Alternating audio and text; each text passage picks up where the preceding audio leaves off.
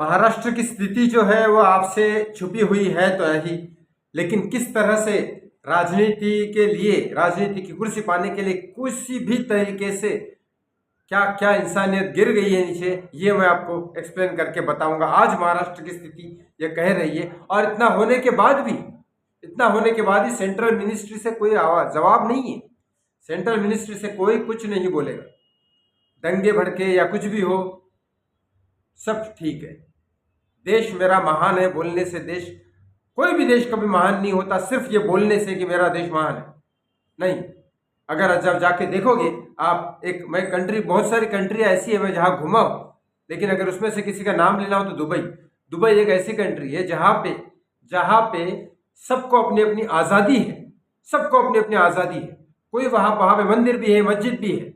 वहाँ पे मैं किसी और देश की तारीफ नहीं कर रहा हूँ, लेकिन मैं वहाँ 15 दिन रहा हूँ।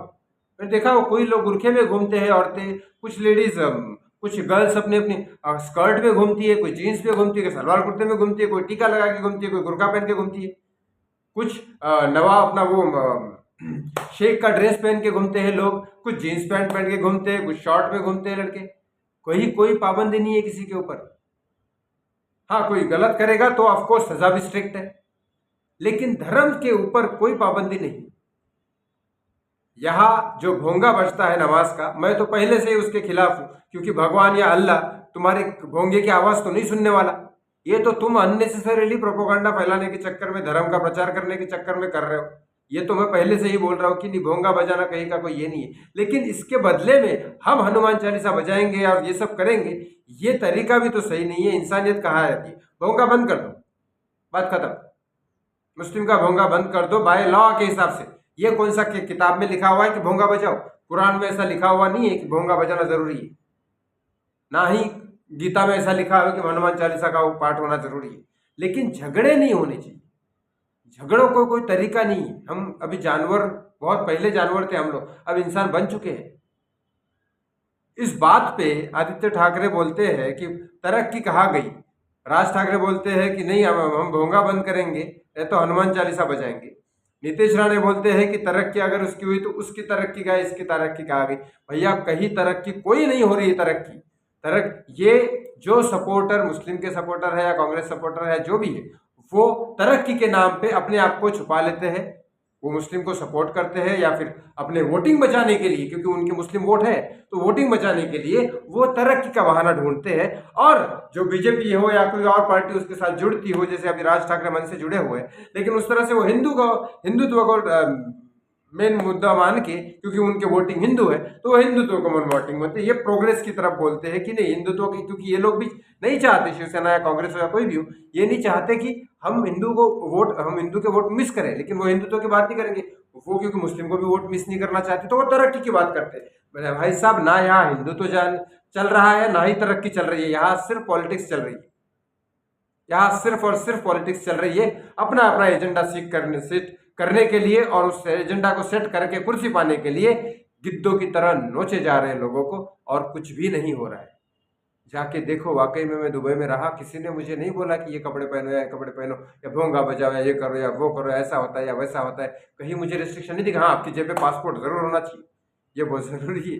पासपोर्ट होना चाहिए अगर आप बाहर देश के हो। वहाँ इंडियन भी रहते हैं, पाकिस्तानी भी रहते हैं। मैं दुबई की तारीफ नहीं कर रहा हूँ, अमेरिका के पकड़ लो, अमेरिका में भी ऐसा नहीं। धर्म के नाम पे अगर लॉ ही तुम्हारा झुक जाए तो मतलब क्या फिर? क्योंकि धर्म तो अलग अलग होते हैं, लॉ तो एक होता है। तो लॉ के अंडर में सारी चीजें आनी चाहिए। स्पीकर नहीं बजेगा मतलब नहीं बजेगा, ना ही मंदिर, ना मस्जिद, ना कहीं और। भगवान को सुनने के लिए स्पीकर बताओगे तुम, स्पीकर बजाओगे, भगवान सुनेगा तुम्हारे स्पीकर से, ये अजीब बात है। फिर तो सारी की सारी गीता कुरान फेल हो गई। यहाँ राजनीति में हिंदुत्व हो रहा है या हिंदुत्व में राजनीति हो रही है, इसका बहुत बड़ा एक्सप्लेनेशन जरूरी है नेताओं की तरफ से, कि जवाब कोई नहीं देगा। अभी देखते हैं 3 तारीख को जब ईद आ रही है, उसी दिन उन्होंने कहा कि भोंगा बंद करो। अब अगर इस बारे में अगर देखो, बहुत पहले से अगर दंगे भड़कते हैं ना, कोई नेता अभी तक किसी दंगे में मरा ही नहीं, मरी है नॉर्मल जनता। तरक्की के नाम पे वोट ले लो और हिंदुत्व का टॉपिक को एक्सक्यूज मार के तरक्की का टॉपिक ले लो और इस पे राजनीति खेलो। और हिंदुत्व का टॉपिक लेके दूसरी आगे वाली सरकार को गिरा के अपना एजेंडा सेट करके कुर्सी पाने के लिए सारा का सारा तमाशा चल रहा है। मुझे तो पहले से ही किसी भी पार्टी के ऊपर भरोसा नहीं है, ना मोदी हो, ना राज ठाकरे हो, ना आदित्य ठाकरे हो, ना उद्धव ठाकरे, ना ममता बनर्जी, ना अरविंद केजरीवाल, और भी कोई होगा, नीतीश कुमार या और भी कोई होगा, मुझे नहीं पता। लेकिन जितने भी नेता है, मुझे लगता है नेता बनते ही इनका खून गंदा हो जाता है। नेता बनते ही इंसान इंसान नहीं रहता, इतना मुझे समझ में आता है। तो इसीलिए मैं इस बार भी वोट करने जाऊंगा, हर बार वोट करने जाऊंगा जिंदगी में, और वोट करूंगा नन ऑफ द अबव, क्योंकि ये सब के सब चोर है, मुझे कोई चाहिए ही नहीं इसमें से। और जिस दिन 50% के ऊपर नन ऑफ द अबव होता है, वापस से इलेक्शन होगा, फिर वापस होगा, फिर वापस होगा, तो कुछ ना कुछ प्रेसिडेंट साहब हो या फिर वर्ल्ड जो लॉ है वो आके काम आके कुछ और डिसीजन ले। None of the above, vote to none of the above, क्योंकि ये सिर्फ और सिर्फ राजनीति खेलेंगे। कोई तरक्की नहीं हो रही, मुझे तो कोई तरक्की नहीं दिखती है। मुंबई में पानी का प्रॉब्लम बहुत पहले से चल ही रहा है, अभी भी चल रहा है। तीनों सरकारें मैंने देख ली यहाँ पे, मैं 15 साल से हूँ, मैंने कांग्रेस भी देख ली यहाँ पे, मैंने बीजेपी भी देख ली यहाँ पे, और अभी शिवसेना भी देख ली यहाँ पे। तो मुझे तो कोई भी सरकार यहाँ पे ठीक नहीं लग रही। एनसीपी जो होती है, नेशनल कांग्रेस पार्टी, वो भी देख ली मैंने, एनसीपी। तो फिर सोनिया सेना देख ली, शरद पवार की सेना देख ली, उद्धव ठाकरे की सरकार देख ली, देवेंद्र फडणवीस बीजेपी की सरकार देख ली, कोई इंप्रूवमेंट नहीं है भैया, कोई इंप्रूवमेंट नहीं है, और ना ही इंप्रूवमेंट होने वाला है महाराष्ट्र में। तो ये सब के सब सिर्फ और सिर्फ राजनीति चल रही है, तरक्की के नाम पे सिर्फ राजनीति चल रही है। पेट्रोल साला उतना था पहले, अभी पता नहीं डबल ट्रिपल हो रहा है। पता नहीं कहाँ से कैसे पैसे लाएगा आम आदमी। आम आदमी के पास पैसे नहीं होंगे तो वो क्राइम नहीं करेगा तो करेगा क्या? एक तो कोरोना की महामारी, ऊपर से बहुत ज्यादा तंगी, एक आर्थिक व्यवस्था के हिसाब से कहा जा रहा है कि आगे जाके बहुत तंगी आने वाली है। और ये पॉलिटिशियन अपनी तंगी दूर करने के चक्कर में, कोरोना से हम निकले हैं, लोगों के लिए रोजगार ढूंढने के चक्कर अलावा ये लोग अपनी अपनी राजनीति खेल रहे हैं। मैं बिल्कुल भी खिलाफ नहीं हूँ हनुमान चालीसा बजाने के। मैं तो बोलता हूँ आज के आज बंद करो, आज ही बंद करो। ये मेरे को तो बहुत तकलीफ होती है। इधर बाजू में थोड़ी देर में मैं गार्डन में बैठता हूँ, वहां पे चलता रहता है सुबह अल्लाह अकबर अल्लाह अकबर। मैं तो बोलता हूँ बंद करो ना, ये तुम लोगों को क्यों सुनाना है लोगों को अल्लाह अकबर? तुम अपना सुनो ना, भगवान को बोलो ना, तुम्हारा अल्लाह को बोल रहा हो ना तो बोलो, अकेले में बोलो ना यार, काय को सुना रहे हो लोगों को? फिर लोग उसके ऊपर पॉलिटिक्स खेलेंगे, फिर हनुमान चालीसा बजेगी, फिर पंगे होंगे, फिर दंगे होंगे, मारा कौन जाएगा? धर्म के नाम पे सिर्फ और सिर्फ 4 मुस्लिम 400 लोगों को भड़काते हैं, उसमें से 4 हिंदू आके और 400 लोगों को हिंदुओं को भड़काएंगे, फिर मरेंगे कौन से वो 800 लोग? ये 4 वाले तो अपने घर में बैठे रहेंगे। थोड़ी सी भी अक्ल होती तो ये सब नहीं करते लोग। करो और राजनीति।